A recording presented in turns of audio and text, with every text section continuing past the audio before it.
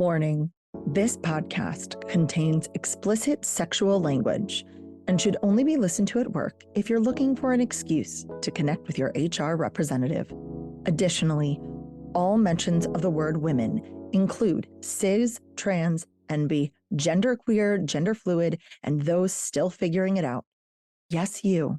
You are welcome here. Will you open up with me? These pages, they can feed your innermost desires. Do you feel inspired? Are you getting what you need? Are you coming curiously? A secret safe with me. And here you can simply be yourself. J's Reads Romance. Come on in, come on in, come on. Hi, y'all. This is Jace, and you found Jace Reads Romance, a community dedicating to empowering women about sex and sexuality through the reading of romance novels. What a treat today. I am joined by Kristin from Berkley Romance, and we are going to have just an incredible conversation about romance novels, where we've come from, where we're going, and what's happening in the world of Berkley Romance. So Kristin, say hi and introduce yourself. Hi, thank you so much for having me. I'm so excited to be here. My name is Kristin, and I am a publicist at Berkley Romance. Yay. So would you first, obviously, Berkley Romance is just an incredible powerhouse in the world of romance novels. If you have not looked at the binding of your book, you will probably see a Berkley Romance icon there, or at least a good number of your romance novels. How would you describe yourself, Kristin, as a reader? You got into the book world as a publicist, and what is your history with reading? So I actually couldn't read until I was in the second grade. I had to get a tutor and was super behind all of my peers, which is very ironic and kind of amazing looking back, seeing that I'm now working with books all the time. That the girl who couldn't read ends up where I do. I am very grateful for those tutors. I wouldn't say I became a reader, though, until I was introduced to Twilight in the 8th grade. My friend gave me a copy for my 14th birthday, and that really changed everything. I couldn't devour love stories fast enough. I was obsessed with YA books for years, which then slowly turned into adult romances. And then looking back, I realized what I was chasing in those YA books was romance. So it all makes a lot of sense. And no matter what type of book I read across all different genres, I always come back to romance because there's nothing better than a happily ever after and all of the amazingness that comes with it. Oh my gosh, that is just, yes, everything about that. And that's a really beautiful story that you started in YA and it emerged to romance. So Twilight is well known for being YA. What would you consider the first real adult romance that you started devouring, or when did you make that switch? I was a senior in high school and I read loud and proud in school, and I don't know how I was allowed to do that. I probably read other adult romances before that, but that is a staple I have because I remember my English teacher, who I had such a crush on, mind you, who did not tolerate me at all. He found me so annoying because I would talk all the time. I was literally reading in class, and I had no idea that now looking back, I should not have been doing that. I think I was maybe even 17. I wasn't even 18 yet. So that was my first standout memory, reading it in English class and my teacher being like, "What are you doing?" That is incredible. Side note, there is a running gag on this podcast that the title is the only thing we bleep out. That is so funny. I love that. It's the only thing we bleep out. Every expletives, anything, any term, but that one is. So I'm so happy that you said it because it's been a while. It's been a while since someone's read it. I can't wait to hear that back, actually. That's going to be hilarious. So I'm not surprised to hear that was your first introduction or your first real memory with adult romance because it started as Twilight fan fiction. And if Twilight was your first introduction and as such a staple in your life, that seems to me the logical first introduction to adult romance. So congratulations. That is exactly, I think, the pathway from one to the other. I guess I really am Team Edward through and through all these years later.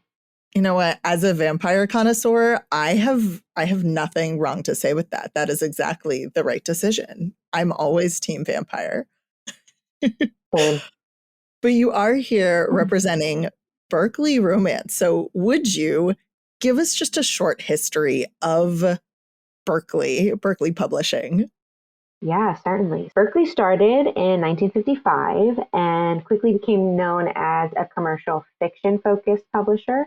So modern readers will think of us as a leader in genre fiction. Think romance, fantasy, sci-fi, thrillers, and so much more. We publish some incredibly well-known authors, and we're really known for growing genre authors and creating major bestsellers. We either launched them or helped them grow their careers to be bestsellers. So think authors like Emily Henry, Ali Hazelwood, Frank Herbert, Mark Greaney, Grady Hendrix, Jasmine Guillory, Jim Butcher, Laurel K. Hamilton, Nora Roberts, so many more. I can fill this podcast talking about all of our amazing authors that we publish. Incredible. And I mean, if you've seen my background, a large number of those authors are authors on my shelf and probably authors on your shelf. So if you haven't gone to just Berkley Romance and looked at who they represent and the stories that they're telling, please go do so, because I can almost guarantee you that stories that you are consuming and stories that you love are being produced by this publishing house. So how have you seen, both as a consumer of romance, but as someone who works in this industry, the industry grow over the years? Yeah, this is a really good question because the romance industry is constantly changing, as I'm sure you see as a reader. And there's just so many new trends, and readers make this industry so fun and make romance such a fun genre. Social media has drastically affected the romance industry in a wonderful way. Readers are finding out about books from different platforms than they were 10 years ago even. So think Instagram and TikTok, which did not exist in the past. Books influence readers, and the readers influence books being read. The books being read influence what readers write. So it's kind of a chicken or the egg situation when it comes to the ever-changing landscape. As readers' demand of a particular type of fiction arise, more readers want to start writing that. We want to start reading that as readers as well. And that's why we see certain trends wax and wane. And then we have other genres that influence romance as well. What are people reading in the YA space? How does that affect readers who get older, like myself, who then want an adult romance, even though they were really interested in YA romances years prior?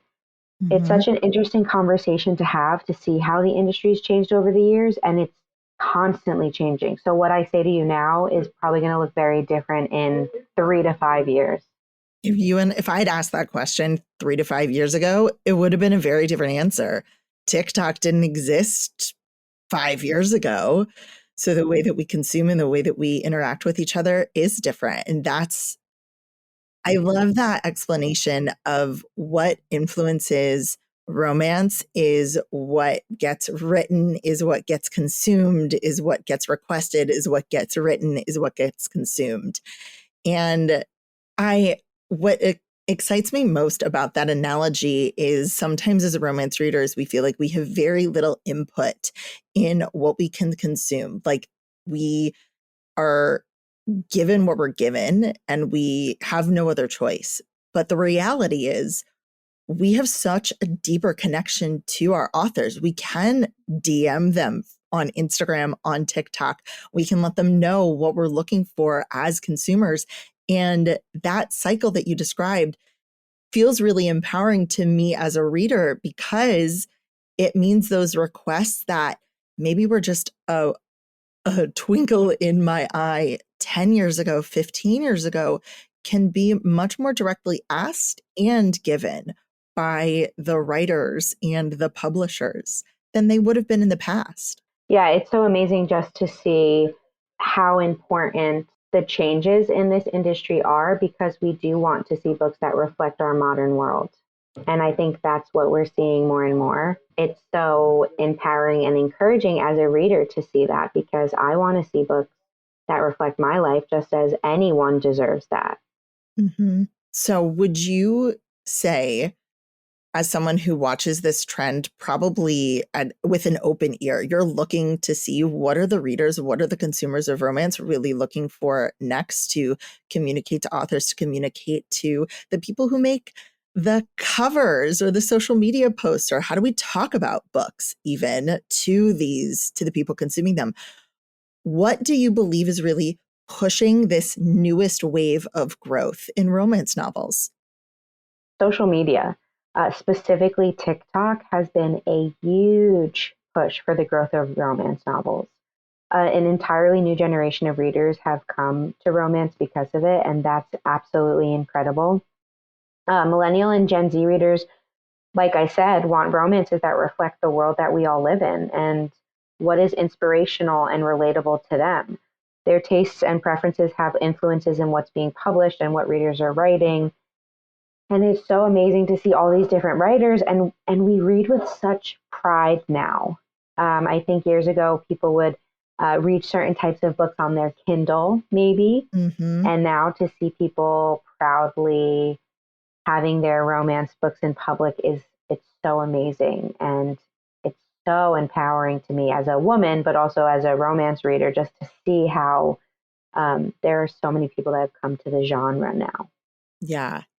The conversation that I have often with people who've been reading for, I'm going to say more than 10 years, is that Kindle was very influential in their romance reading because it allowed them to take what was something very hidden and personal and maybe, oh, I can't show that in public, into the world as their, taboo. You didn't know what I was reading on the train.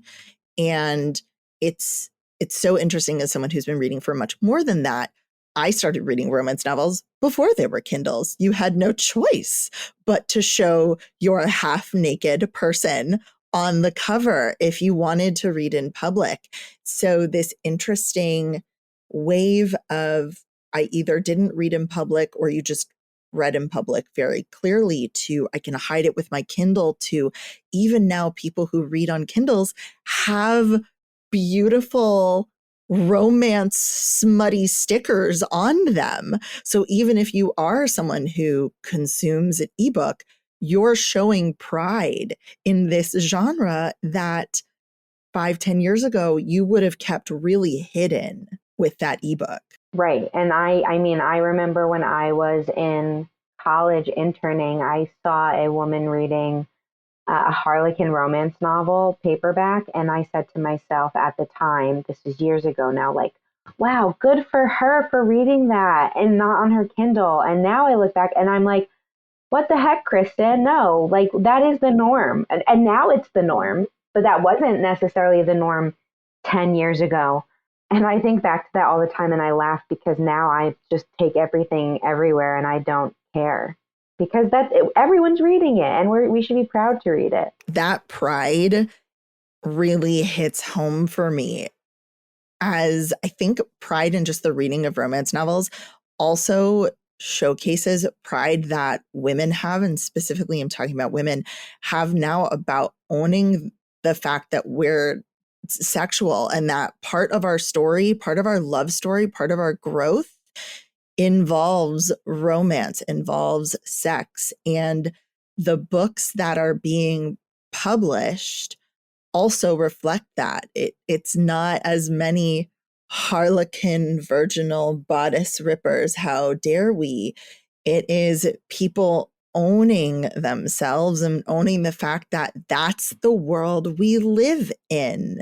There are authors who've been doing this for a very long time. You've mentioned some of them.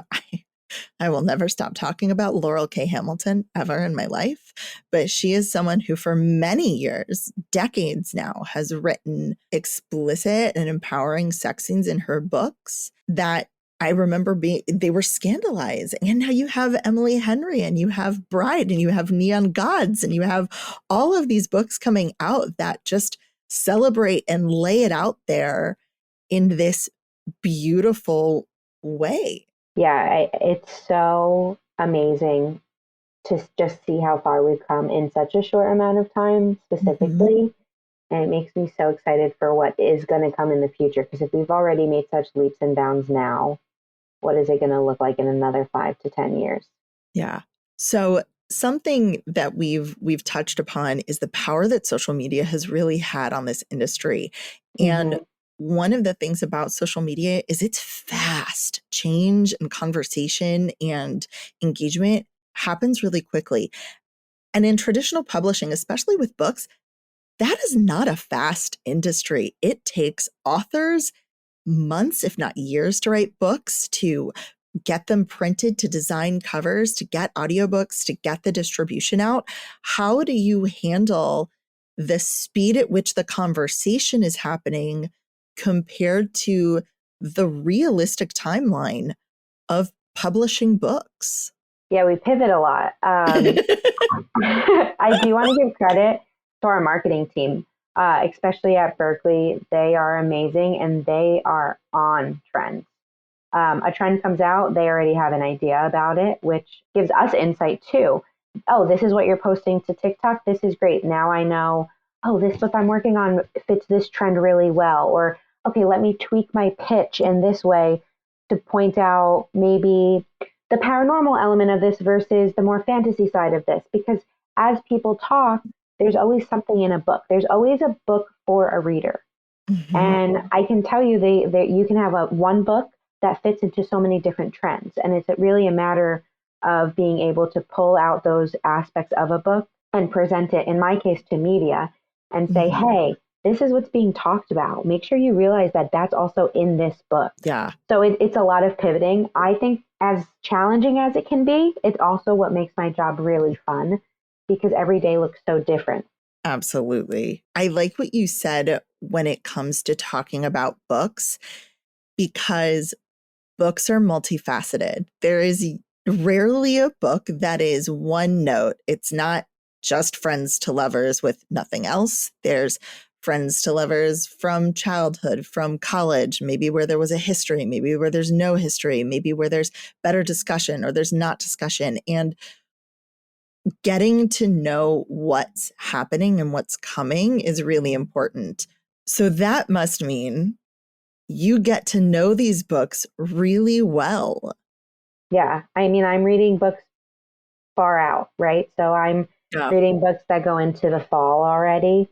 And that means I'm aware of books, like the content of books.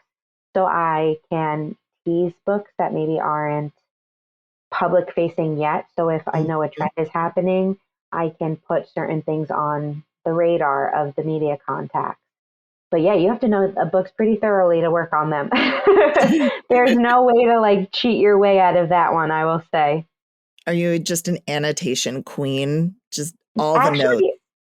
Not really. I think one thing I think I probably retained well from all the books I had to read in college is that I can juggle understanding multiple plots simultaneously. But sometimes I do write down notes just to make sure I know really important aspects. Or apparently on Kindle, you could highlight lines. So for certain books, I just have like 100 highlights because I'm obsessed with it. It's actually one of my favorite things about, I love me a good physical book. I want to hold stuff in my hand, but it is sometimes very handy to just go to your Kindle notes and say, what did I like in that one book? If you're reading library books, if you're reading ARCs, or if you have multiple versions of books, you can go back and find the one. Even if the book is gone, the notes are still there. Absolutely. And I think it's kind of like the SparkNote version of your own brain, because you can see what really affected you at what moment. Exactly. So with this shift in how we talk about romance, how we exist about romance, I do want to address the elephant in the room, is that sex is part of romance and something that we have to acknowledge in our history of as romance readers and as someone who works in the romance industry is how sex was viewed and certainly how sex was written, you know, Yeah. 1955 versus now. And how, as a publisher of romance novels, does Berkley really view the sex that it puts out? Does Berkley really take notice and work to put out a certain, to get rid of maybe those old stereotypes and really step into this new world where we talk about stuff in a different way? Yeah, certainly. I mean, I think the books we're acquiring are a big reflection of how different sex is viewed now versus it was 20, 30, 50 years ago. I think Mm. our editors do a wonderful job of being aware of the books that we put on the market. You know, in the past, the idea of a woman liking sex was outlandish. Like, God forbid we like Shocking. it. Yeah, God forbid we seek pleasure and enjoy it. Now, of course, that's very different. Mm-hmm. We see all types of people, regardless of how they identify, have their own sexual agency, no matter what that looks like. And we see that in books. And I think Berkley reflects that very well. So that means maybe a character is sexually active or not. Maybe they like sex and maybe they struggle with liking sex. Maybe they haven't had partners that they've enjoyed sex with and now they have found it. We are seeing the ways in which people explore their sexual identity in books and how that affects romantic relationships. And that's what a romance novel is. I think sex in novels has evolved so positively, and I think it's only going to get better. I think there's always room for growth, but I think our team at Berkley does such a good job of making sure the books that we publish do represent the lives that the readers are living. And if that means that there's a lot of sex, then there's a lot of sex. And sometimes it's a closed door sex scene and it's a little more modest, but there's something for everyone. And I think that's what sex is. Sex is enjoyable for most people, and it looks different for most people. Mm-hmm. I love that you said that Berkley's really aiming to make sure that there's something for everyone, because the romance novels of yore, if we're going to even step back from romance novels, let's go to a different media. Let's joke about 10 Things I Hate About You, the movie. If anyone remembers like Allison Janney and his quivering member, that was written for a very specific person. And I think that person wasn't most readers. What excites me and what thrills me as someone who's consuming so much romance, is that I also get to see and celebrate people who look and love and screw differently than I do.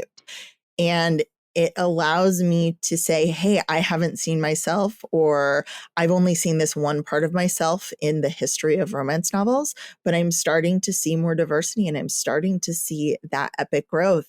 And even if I don't see exactly who I am yet, the growth is inspiring to say, I believe that I'll see myself one day soon, maybe tomorrow, maybe in the fall, in the books that Kristin has read and I have not.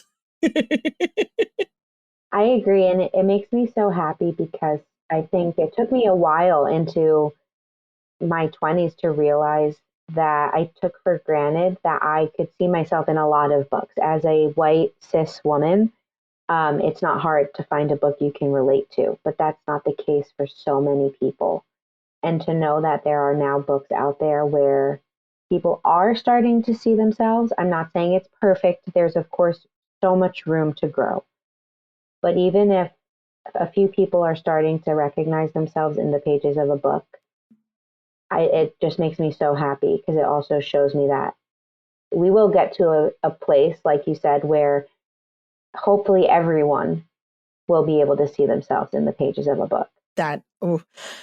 So I feel like we've touched upon this, but one of the last questions that I had was, so what is the most uplifting thing about the books that you're now seeing get submitted or picked up or published, whatever language is appropriate for the publishing world? There's so many things. There's so many inclusive titles that are now being published. The romance genre has had a history of being very white, as I mentioned, and it's exciting to see such an increase of more inclusive books that have such breadth and depth to them. So we're seeing so many different types of characters from all different backgrounds and walks of life.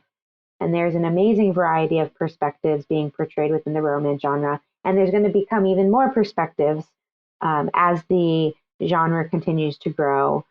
And then we see genre mashups as well. Like think of romantasy. And that term that has been around forever. We just now have a term for it. Yeah. And it's amazing. Like it's so cool. So putting these genres together, coming up with new terms for them, it's so much fun. And as a reader, we can reflect back and say, I have read romantasy even if at the time I didn't know that's what it was called. I just wanted my fairies to have sex with each other. Yes. I had this conversation about Omegaverse, that is a term that I had never heard, but once I delved into, I went, oh, I've been reading this for a while. I just didn't have a title for it. And I think the power of being able to put words and labels and really identify with romantasy versus high elven Tolkien fantasy. And quite honestly, I haven't read Tolkien. I don't know if there's a lot of sex in Tolkien, so sorry, y'all. But that identification of I want romantasy versus paranormal or contemporary, and even what that means now versus in the 1970s. There were things written as contemporary in the 70s, and from what I understand from people who are a lot more well-read in that, it was either historical or boss secretary. Those were options. And even the breadth of stories about women and men and how they meet has expanded in what we consider contemporary. The meet cutes of now are far more diverse and exciting, and I think empowering than they were, because that's who we are as humans.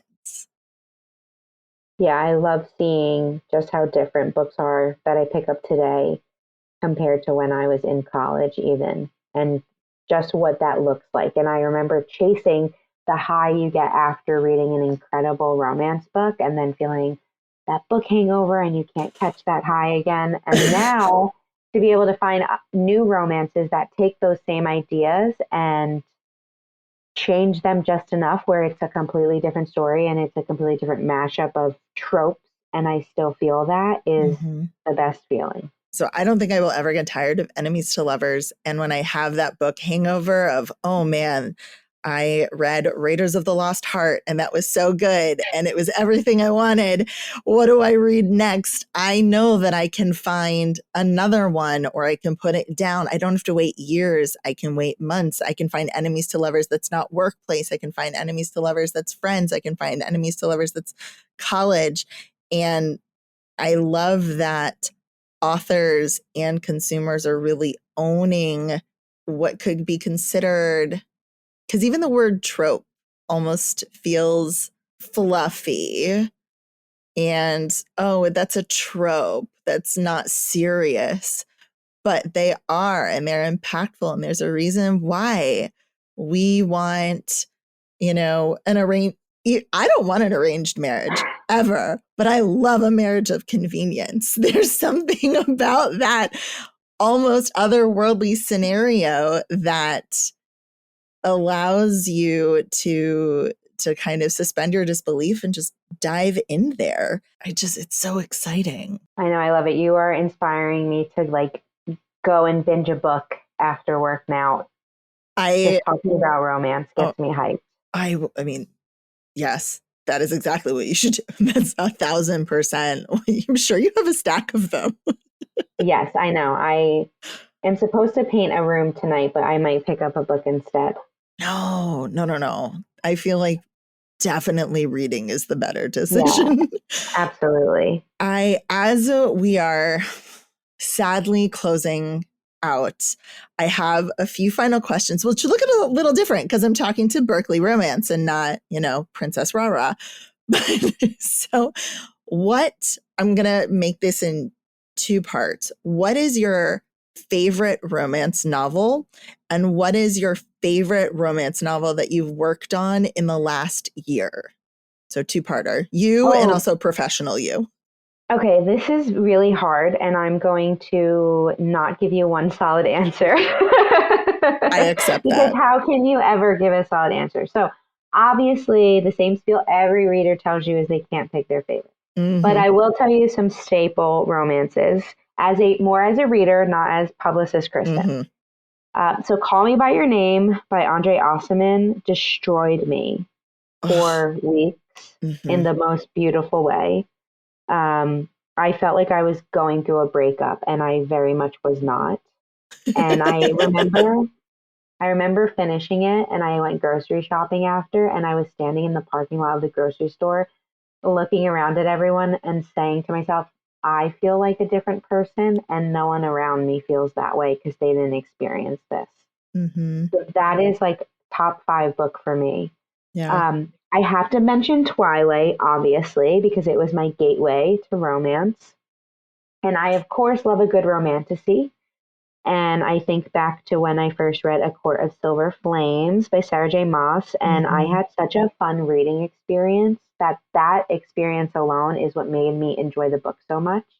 It was one of those times where I physically could not put the book down, and I was so excited to pick it up. Like I would get my coffee in the morning, and I'd pick it up and read until I absolutely could not read anymore. And I think I devoured that like 800-page book in like 4 days. Wow. It was so much fun, and that is not my normal reading speed by no means. But my wrists were in pain reading it, and I loved every second of it. On books I worked on, that's really hard because I work on a lot of books. I can tell you the books that gave me visceral reactions, though, when I read them. Yes. So my heart ached, similarly to when I was a teenager going through my first crush. When I first read Every Summer After by Carly Fortune, that was an amazing reading experience. Allie Hazelwood's Love Theoretically gave me butterflies in my stomach, and I love that feeling, and that's a hard one to get often. I read 2 books last fall that I actually read in one night after work, and that was Carly Walker's The Takedown and Melody Edwards' Jane and Edward, and they were so good. I just could not put them down, and it was so fun reading them, and I felt so lost in the pages. And I could probably list every romance book I work on and tell you why and like what feeling I have gotten because I think they're all so good. But those were some when I first read the question, I was like, okay, this is what I felt when I read this. And that's what I felt when I read that. Because that's kind of how I gauge how I feel about a book is how my body reacts to it. Yeah. We read with our whole self. It's not just between the ears. Like your body reacts to what you read. So I love that. Definitely. We work with books as a human. And this is working in publishing. I'm sure that there's a beautiful and a difference between, your ebook and your audiobook and your physical book. But and how do you prefer to read? I love to read in bed. The cozier, the better. I even got those glasses that went viral on TikTok where you can lay down and they reflect down. Yes. Which are hard to use, I will tell you. But I did dedicate to the cause. I love physical books, but I also adore my Kindle. Every book has its use, right? Or format. I'm obsessed with audiobooks, and my perfect night is like laying in bed or on the couch listening to an audiobook while I'm coloring or playing a stupid game on my phone. I think it's so easy to get lost in an audiobook, and my favorite is when it feels like you're watching a movie because the narrator is just so impassioned with their narration. All right. Do you have favorite narrators or favorite romance audiobooks? So I'm not very good with remembering the narrator's name, but I can tell you some recent ones I read that I was blown away with. I recently read listened to Swift and Saddled by It came out Lila today. Sage. Yes. Yeah. That was a great audiobook. I listened to The Partner Plot by Christina Forrest. If you haven't read Christina Forrest, you have to. The Neighbor Favor. Oh my gosh. One of the best books. Yes. I do bullet journaling. So that was in one of my top 24 or 23 of 23. She just has a way of pulling you into these stories. I sometimes get effortlessly. nervous with friends to lovers. Like, I don't always believe it. Is this It's a my good favorite one? trope. This one is so good because it's second chance more than anything. Okay. And it is so good. And the angst. Selling it. My job. But one audiobook that I read months ago, it felt like I was watching a fantasy movie, was Iron Flame. I think the narrator who did Fourth Wing as well, because I reread Fourth Wing by listening to it in prep, as one does. I just sat there with a smile on my face because I felt so immersed in the world. Like I felt like the world was around me. And that doesn't always happen.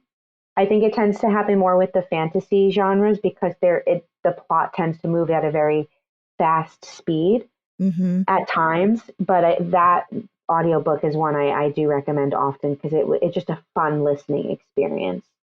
Okay. See, I have 2 copies of Fourth Wing, physical copies, and Iron Flame. But now I might need to get the audiobook. Sephi, I know, listen to them on so audio. Fun. It feels like you're watching a movie, I think. You might have sold me. All right. Last question. Yes. I know that there are some things that you cannot tell us yet, but what are maybe I'm not even going to give you a number because you, I'm sure, have a number. What are the books that you are most excited about that are coming out this year? Okay. This Summer Will Be Different by Carly Fortune rocked me. I cried throughout the entire thing. I loved it. My Kindle highlights, I can't even tell you how many there were. I thought it was amazing and it is quite sexy. I have a Katie Robert book coming out. It's a sapphic paranormal. You mean Crimson Tide? Yes. You mean Blood on the Tide? Yeah. Blood on the Tide. Thank you. It's so sexy. It's hot. Hunt on Dark Waters is our first book club episode that's coming out in April, so that I can prep for that book coming out. You'll love it. And you could read Blood on the Tide separately. But if you get so lost in the world and you want to experience all the different characters, then this is perfect for you. There is a fantasy book that has a love triangle in it called The Night Ends with Fire. It's a Mulan retelling. And everyone who reads it, me and the other person working on the book, try to figure out what team they're on from that. And I've tried to get the answer out of the author, her agent, her editor, and no one will tell me who she ends up choosing. Oh my gosh. I'm sweating with anxiety just listening to that. It's so good. And this book really answers the question, what does it look like when a woman is given power? And to me, I could just talk about that endlessly. It's amazing. And I'll leave you off with one more, because again, if you let me keep going, I will. Forever. Lana Ferguson, who is like the queen of all things open door with The Nanny that came out last spring, is back with a sports romance called The Game Changer. And it is a brother's best friend fake dating. And it's a hockey player. And it's pretty filthy in the best way possible. All right. Well, that's my spring and summer. Those are books on the TBR immediately. Oh my goodness. Kristin, thank you so much for spending time with us. I know that you have incredible work that you're doing with these books and Berkley, and I am so grateful that you took the time to chat with us. Is there anything else that you want to share with the humans that will be listening to this episode? Thank you for having me. And to the readers, thank you for reading romance and for wanting to talk about it and feeling empowered in reading, because you give me a job and you give me books to work on. But also it's amazing just to see what books are doing for people and how far we are going to go as time goes on. Beautifully said. Oh my gosh. Yay! That's it for today, y'all. This has been a 3 Paws Productions podcast. Our producer is Seffi. Michael Achenbach is our patient editor. Our theme song is written and performed by Diana Weishauer. You can find show notes and so much more at jacereadsromance.com. That's JAYCE Reads Romance. Follow along on TikTok and Instagram at Jace Reads Romance. If you'd like to ask a question or share a story for the podcast, call and leave a message at 661-JACE-RR. That's 661-529-2377. Or send an email to jace@jacereadsromance.com. Finally, like and subscribe so you can get every episode when they drop. You can also leave us a review to help others find us. And remember, this is Jace holding space for you.